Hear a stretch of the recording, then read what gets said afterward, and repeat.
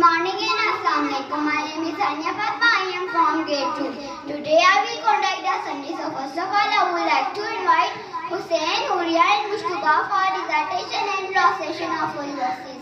أعوذ بالله من الشيطان الرجيم بسم الله الرحمن الرحيم قل هو الله أحد الله الصمد لم يلد ولم يولد ولم يكن له كفوا أحد जो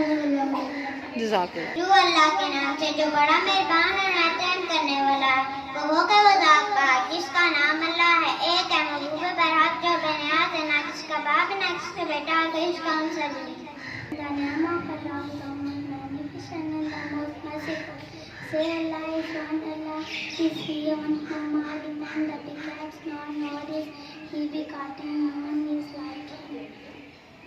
Now I like to invite nursery class for poem. Assalamualaikum, good morning.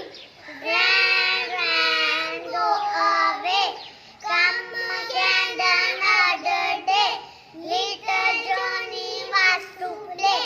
Rain, go away. Very good.